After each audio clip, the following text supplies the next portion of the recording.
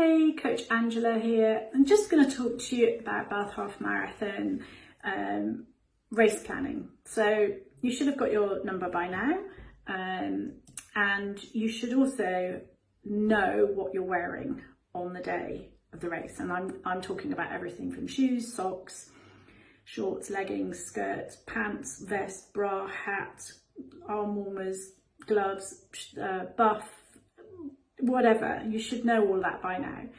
And also think about what you're going to have for the start line. So if it's chilly, you might want to throw away jumper, so something from the charity shop.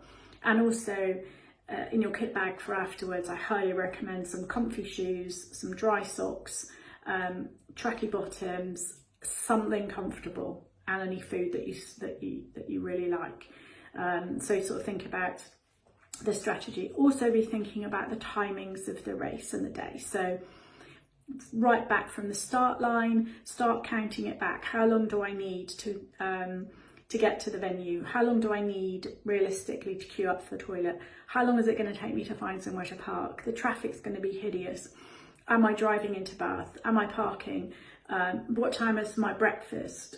What time do I need to go to the bathroom? What time do I need to set my alarm? Just work it all out and add in an extra half an hour here and there, so that you're not going to bed the night before stressing about, oh my goodness, what happens if my alarm doesn't go off at 6 a.m? Do I need to set my alarm for 7 a.m? Is that going to give me enough time? Just give yourself plenty of time. Just work it back from race start time to alarm going off time. And actually what you should be thinking about is from alarm going off time to going to bed time, are you giving yourself a good 8 to 10 hours sleep, ideally? Okay. Then on the day of the race itself, after you've got the timings, and we've already talked about nutrition and fueling strategy, have a think about the actual strategy of the race itself. So there's a couple of things you can do.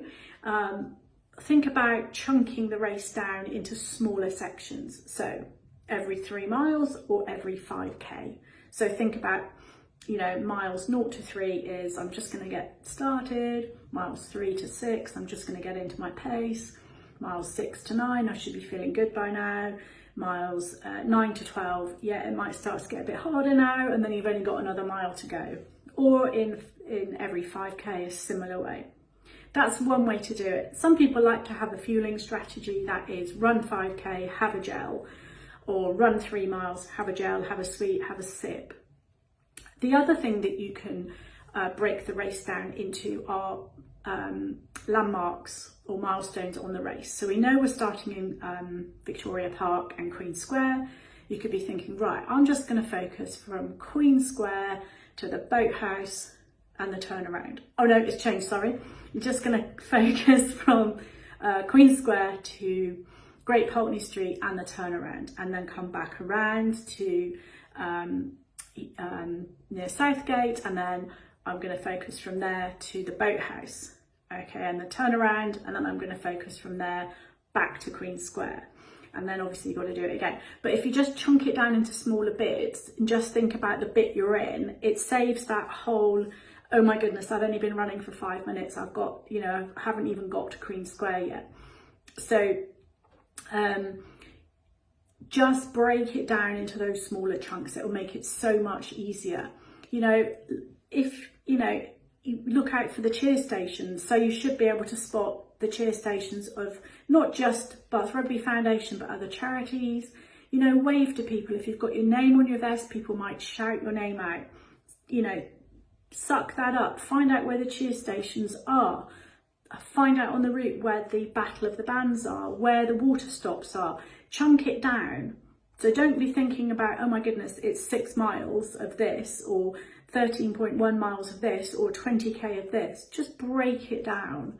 And then a couple of strategies that you can have, and I call these mind games, is when you're on the route, do some other stuff that is not focusing on the miles. So first one is smile.